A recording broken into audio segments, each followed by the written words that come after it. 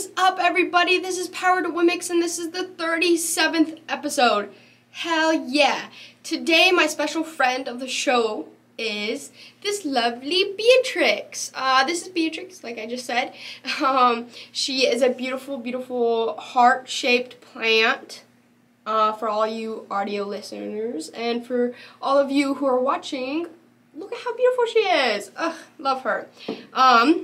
Miss B is going to be helping me talk about a very, very amazing woman that I just learned about today, actually. So the person I'm going to be talking about today, her name is Fiona Bruce, and she was born April 25th, 1964, and thankfully, she's still alive today. So what is she known for? Well, I'm going to tell you. So she is known for being a British journalist and newsreader and television presenter. So she's really big into the news, and she's been on various and different talk shows and different just TV shows in general. So to start from when she was born, so she was actually born in Singapore, and she has two older brothers, which is kind of cool, older brother gang over here, too, because I have 4 older brothers, but yeah. And she actually went to school in London, which is super cool, and yeah, I don't know what else to say about that, except that's really cool, So after she went to school in London, she actually became a teen model for the magazine Jackie. If you've heard of it, awesome. I have not personally heard of it, but it sounds super interesting.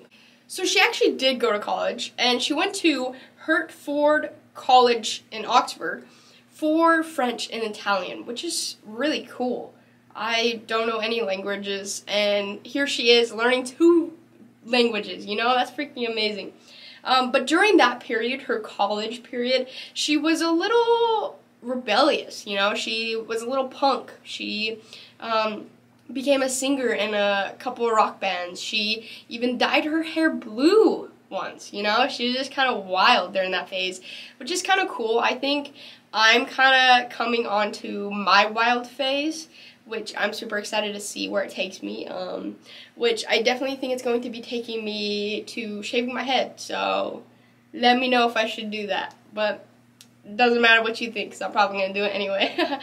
She then started to attend the University of London Institute in Paris. So yeah, so she has multiple college experiences, which is really cool. And then, so after leaving the university, she actually joined a management consulting firm for a year. But she actually found that job very depressingly dull. And I'm going to read you a quote that she said. So she said, "I dreaded the meetings, the tedium, the fact that I was in the wrong job. I was so unhappy. I used to cry in the loos at lunch time."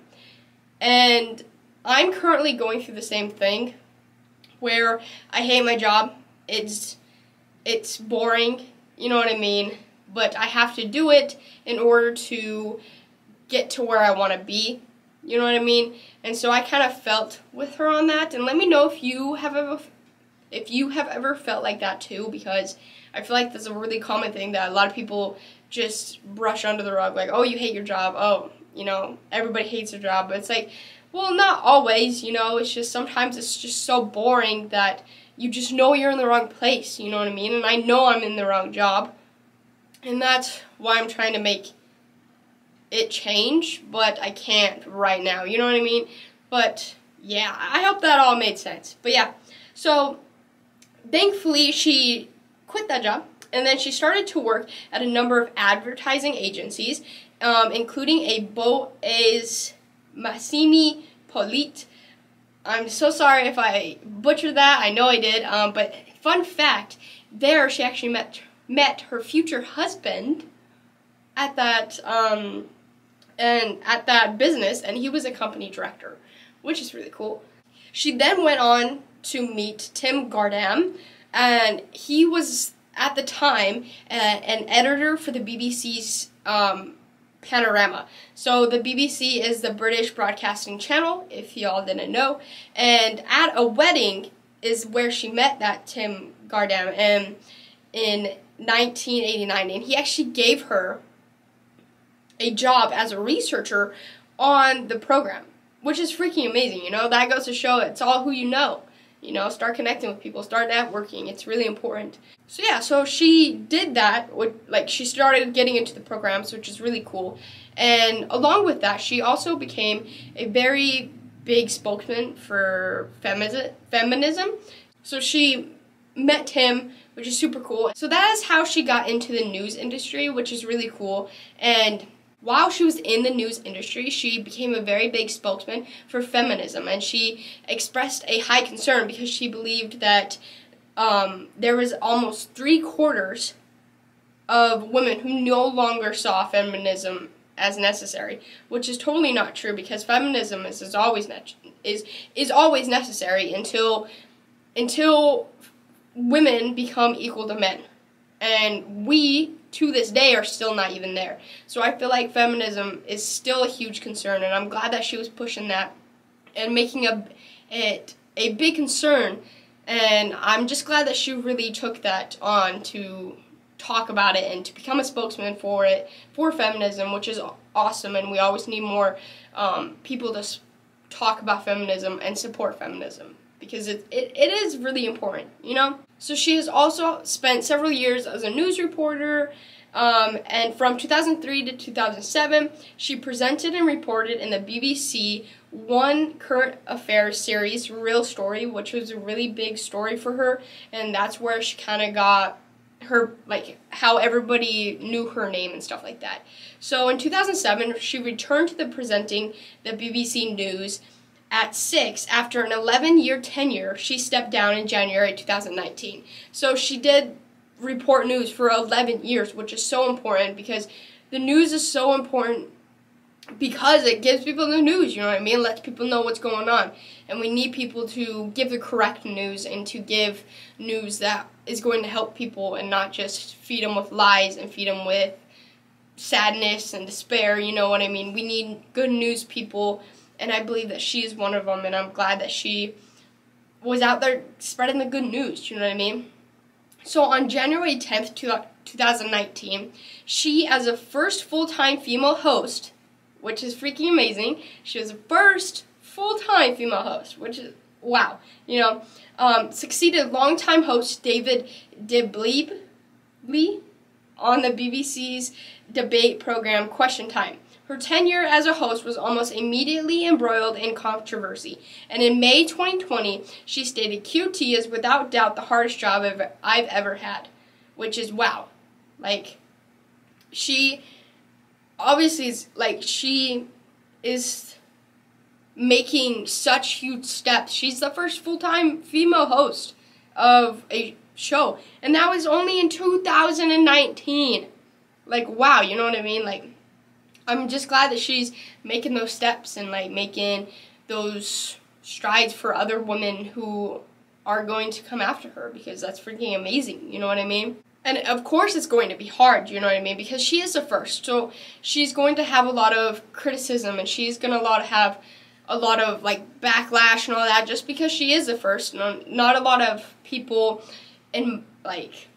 always like firsts, just because it's change and it's different and stuff like that, but I'm just glad that she's sticking with it and that she actually accomplished that goal, which is freaking amazing.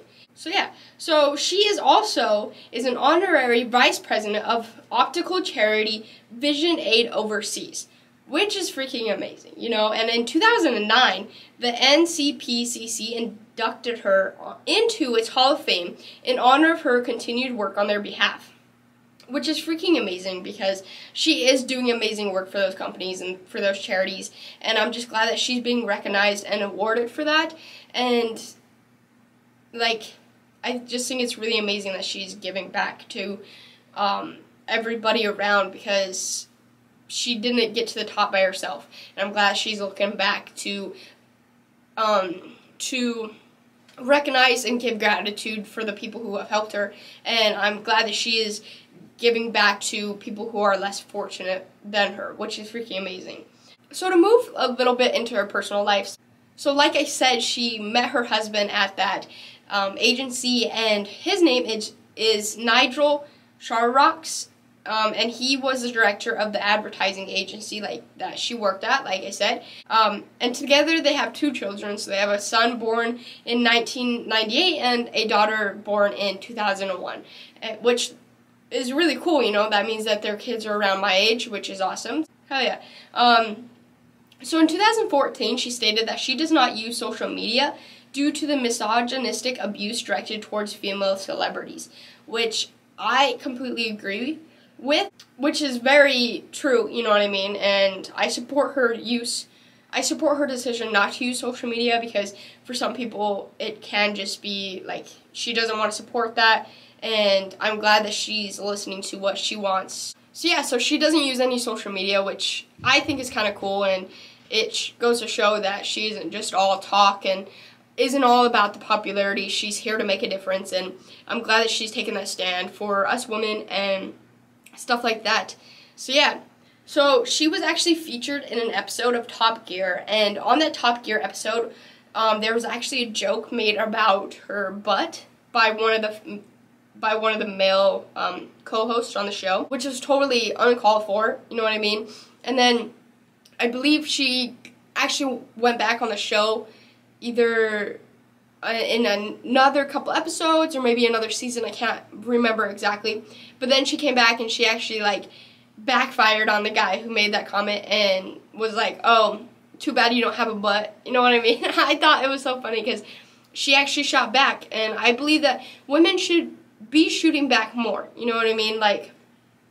When we are told something, when women are told something that we don't agree with, we shouldn't just smile and just laugh along with it, because that's not right, you know what I mean? And I think a big example for this is when a guy, and I've experienced this a lot, is like, you look better with a smile. It's like, would I? It's like, what do I say to that? You know what I mean?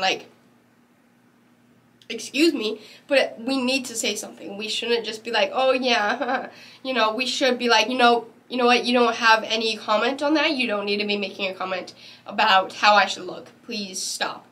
I think we really, as females, need to start standing up against that, because if we don't stand up for ourselves, who is?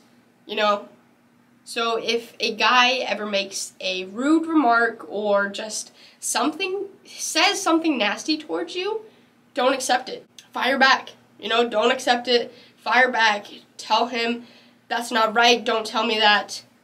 F off, basically. You know what I mean? Don't tell him that unless he's really nasty. Then tell him. But yeah. So stand up for yourself. Because if you're not going to stand up for yourself, who is? So I wanted to read her quote. So one of her quotes were, if I were to say anything to my 18-year-old self, it would be, loosen up and chill out. And I think that could go for anybody, not just 18-year-olds, just because I feel like we take life really seriously when we don't need to. And I know it's hard to not do that, because we put a lot of pressure on ourselves to be better and be the greatest and be successful and stuff like that. But I just feel like we get lost in that. We get lost in trying to accomplish all those things that we stop living life, and we just start, and at that point we're just working. You know what I mean? And we weren't put on this earth just to work. We're put on this earth to live our lives.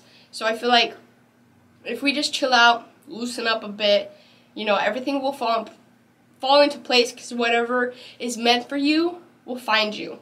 And you have to truly believe that. And it's hard, don't get me wrong. I've had a rough go of it lately, just because I want to do so many things, but I still have to work, you know what I mean? I still have to make a living, but I still want to do all these other side things, and I just feel like all my time is running out, because nobody's guaranteed anything, and nobody's guaranteed more time. And that's my biggest thing, is I'm afraid I'm not going to have enough time to do everything that I want to do, and that's why I'm just trying to, that's why I'm having such a hard time, because I want everything now. Because I don't know if I'm going to be here when I'm 40. I don't know.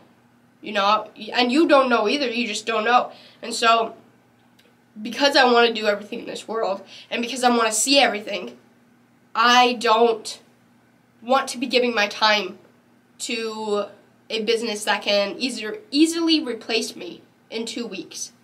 I want to be giving my time to something that matters. I want to be giving my time to myself because all I have is my time. So why am I giving my time to somebody else? You know what I mean? That's what I'm trying to wrestle through, and try to get up and go to work every day. It's really hard right now, but, I'm still pushing through just because I have to, and I know that my end destination is going to be really great, and right now I'm trying to learn just to enjoy the journey. And I think that's what Fiona was talking about, how you just got to loosen up, chill out, and enjoy the journey because everything will be fine. You just got to loosen up, You only got one life. Live it the way you want. But remember, not everything comes in a day. So if you want something, you got to go for it. If you don't want nothing, don't do nothing, It's your life. Do what you want, but don't stress out about it, Chill out, be loosened up about it, and just live your life. And I feel like a lot of people should listen to that more, and I'm trying to listen to that too. So yeah, so Fiona is a very confident and amazing woman who has made tremendous strides in the news industry in Britain and London, which is freaking amazing, and I hope she continues to do all the amazing work that she is doing for feminism and for females in the world. And I really am looking forward to all the other amazing things that she's going to be doing with her life, and I'm so excited to see that happen. But yeah, so thank you, Fiona, for standing up for others and for giving people correct and reliable news for people, because that's huge, especially today. But yeah, so that was Fiona. I hope everybody enjoyed. Let's move into the positive segment time. Woohoo! So I have a pre-read one today, so I'm just going to read it. A solution to gum litter. So this was in Denmark. Our habit of chewing minty gum is not without its toll on the environment. Most of it is made from synthetic polymers, like plastic, which aren't biodegradable. That's why so much discarded gum seems to permanently stick to sidewalks. To help tackle this problem, entrepreneurs Peter Jewell, Regnersgaard, and Morten Ebdrup created their own plastic-free alternative. Launched in 2017, True Gum produces 400,000 pieces of plastic-free chewing gum a day at its Copenhagen factory. Each piece of True Gum has a chicle base and resin that Mayan and Aztec peoples were chewing hundreds of years ago.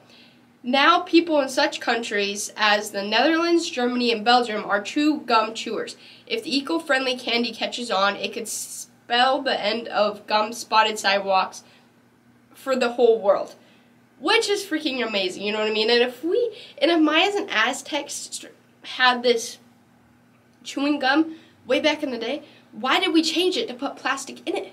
That makes no freaking sense. But thank you for Peter and Morten for coming up with this brilliant idea.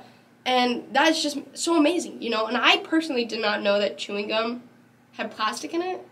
Totally disgusting. And I'm kind of sad that this True Gum doesn't come to the United States.